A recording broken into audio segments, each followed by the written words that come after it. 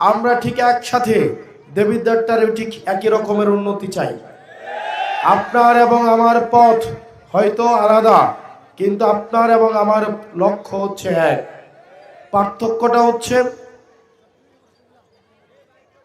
আমরা ইতিমধ্যেই ইতিবাচক কাজের মধ্য দিয়ে আমরা চেয়েছি দেবিদ্বারটাকে একটা দুর্নীতিমুক্ত, চাঁদাবাজ মুক্ত, সন্ত্রাসবাজ মুক্ত, মাদক মুক্ত, অপরাধের অভয়ারণ্য যেভাবে হয়ে ওঠার এক উপলক্ষ তৈরি হয়েছিল, আমরা সেটা মুক্ত একটা দেবিদ্বার চাই। এবং এই দেবিদ্বারে প্রত্যেকটা মতের মানুষের সুরক্ষা নিশ্চিত করা হবে।